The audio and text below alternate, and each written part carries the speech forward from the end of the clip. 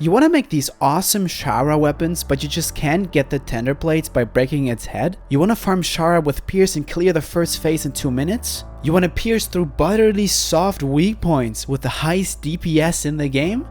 Well then, welcome to my guide on how to pierce Ishvalda incredibly fast in the first phase and how to go for the head break in the second phase.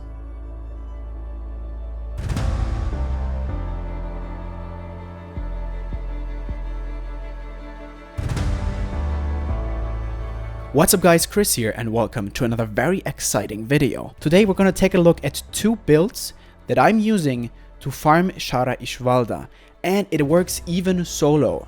I do recommend to do this in multiplayer if you have some friends. If you all work together, it is a little bit easier, however it also works solo. This is the Baleful Knight. It's the Nargacuga heavy bowgun and it's one of the best heavy bowguns, and it's easy to make and it's super good for Pierce. I will go quickly over the skills since I already explained what all these skills do in my build videos that are on the channel already.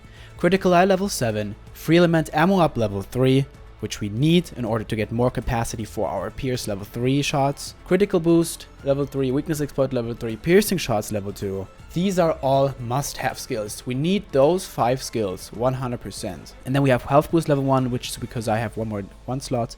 We have a Mind's Eye Ballistics, which is great because it increases the critical distance of where your Pierce shots deal the maximum damage. And Razor Sharp Spare Shot. Razor Sharp Spare Shot is also a must-have skill. This comes from my charm. How do you get this charm? You will get a quest line from your housekeeper. The first quest is this 3-star master rank quest Tigrex called the Perfect Room Stone. And it says in the description you get room decoration, but it gives you the charm from the housekeeper. And then once you did this, you will unlock the Acidic Lavinus quest, the Perfect Room Light Iron.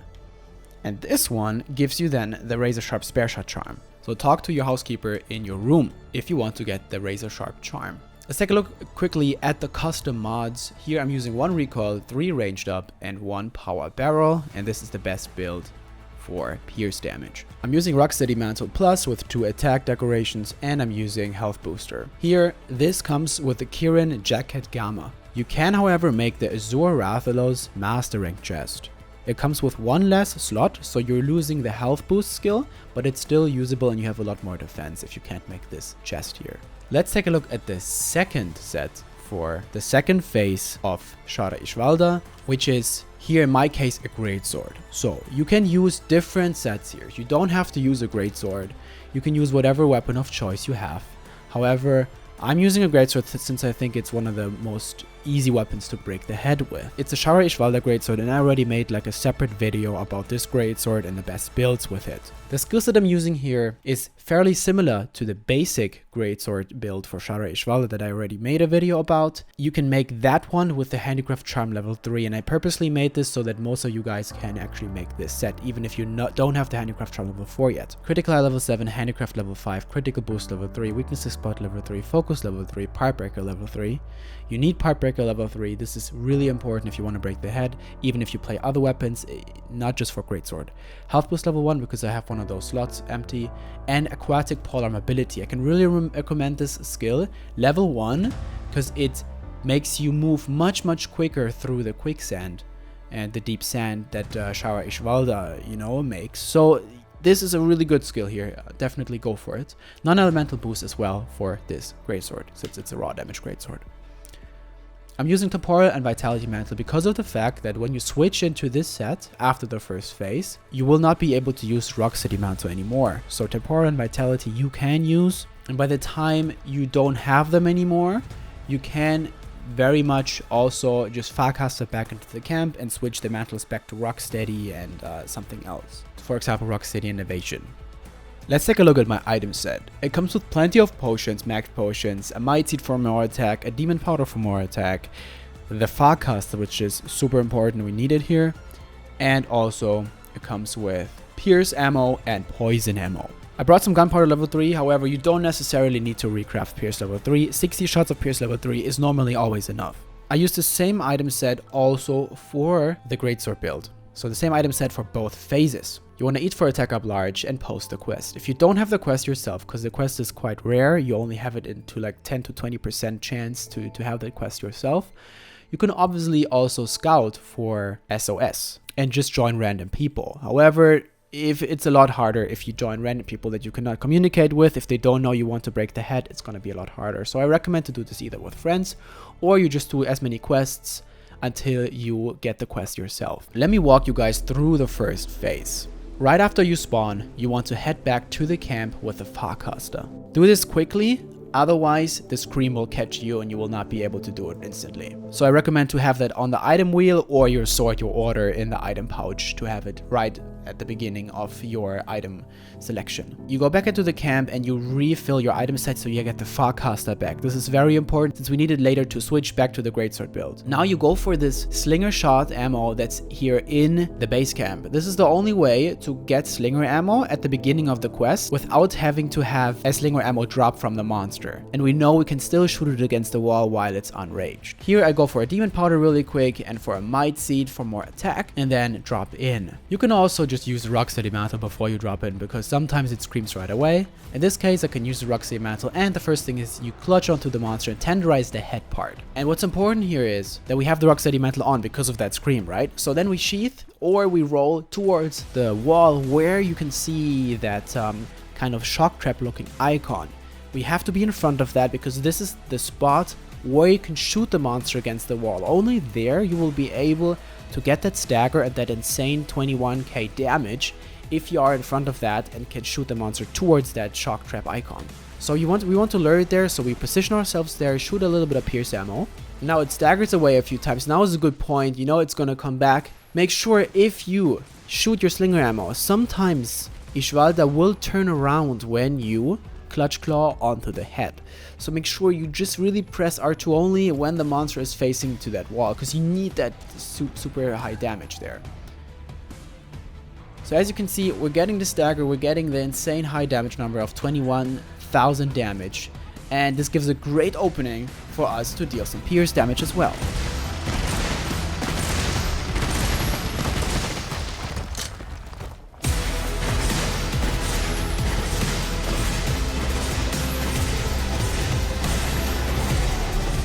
So now it turns around, and what I usually do if I notice I can't deal really great pierce damage anymore is I reload my special ammo and go for the snipe shot.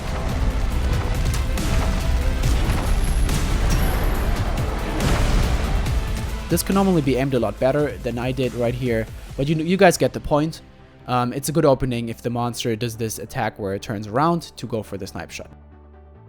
Now the head isn't tenderized anymore, so we gotta re-tenderize it again. What can happen in this case, as you can see here, you can get hit while you're doing this, so that's okay. We just heal ourselves. And then we try it again.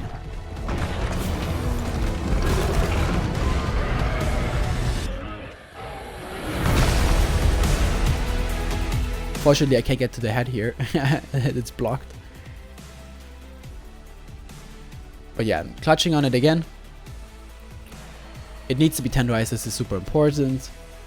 In this case, I was super lucky because I would have gotten hit almost. But yeah, we almost got the first phase done, guys. That's almost it. So we're just using, we have 20 pierce level 3 shots left. We're just using all of them now. And if you have about 60 shots of pierce, that's actually about the damage that it needs to lose the rocks. You see, I shot about 50 pierce shots. So now I'm going for poison. This is super important. At the end, you want to go for poison before you drop out. Poison itself, one poison status, deals 2,400 damage, which is really good. It's free damage.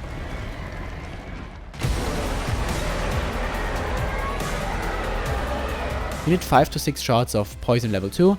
So I just poison it, go back with the Farcaster, and back into the camp, and switch to my greatsword build. Again here, you can really switch to pretty much every weapon. And this phase, there's not really like a one-to-one tutorial. What I usually do is, of course, I have Pipe-Breaker, I have the greatsword. I go sometimes for the claw. I tenderize the claw, I tenderize the head as well. And if you charge for the claw, the monster can fall down. And if it falls down, it creates a great opening to charge the head. So if you have the support mantle at the beginning, you can very safely tenderize the parts without getting knocked off. So that's what I'm doing here. Tenderizing one arm and the head, So I focus on this arm because Ishvalda will fall down if I continuously hit this arm.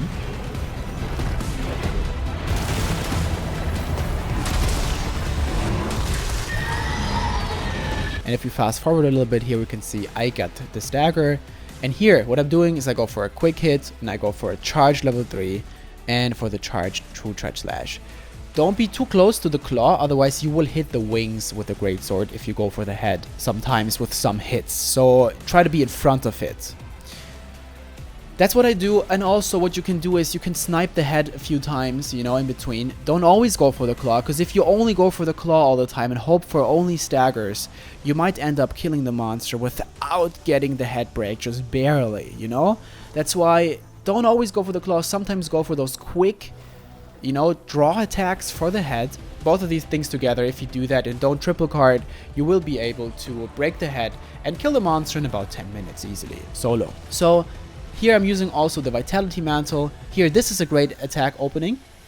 As you can see, you just go for an overhead level 3 charge in this case. This is a great opening. If Shara Ishvalda does these air beam attacks, these are the best attacks to clutch claw onto the monster. And here we get the para from the cat. I haven't actually talked about the cat yet. The cat is really important. This is the weapon called Kitty of the Valley Rot Alpha Plus. It is the master rank version of the previous high rank weapon, Kitty of the Valley Rot Alpha, which I always use for Monster Hunter World base game. And it is really great since the cat almost always paralyzes Shara Ishvalda at least once. I also go with the Shara Ishvalda armor for the cat, since this is the highest defense armor that the cat can currently have in the game. And of course the Vigor Wasp Spray, since it will be able to heal you and it will be able to revive you even once if you die in the quest. So you can die 3 times technically. Alright guys, if you do that, it's a lot easier to break the head and you can farm it a lot easier and faster because of the Pierce insanely fast first phase. You know, you kind of eliminate the whole point of the tanky monster by piercing through it. And it's super fun, guys. It's so much fun. You have to try Pierce against this guy. Even if you don't necessarily need the body parts, you should actually go for a Pierce level 3 set like I showed you guys and just try it yourself, because you're slicing with the Pierce shots through those bodily weak monster parts if it's tenderized, and it's just so satisfying to do that, guys, honestly. If you have some friends, team up with them. We have a Discord server. If you want to farm that, you guys can team up with some cool guys over in our Discord server. We have a huge Monster Hunter server with, I don't know, like 15,000 members or something like that. Here's a link. Is also a link to it down below in the description. You guys can team up. There's some great players there, and we have you know, some chats for specific things.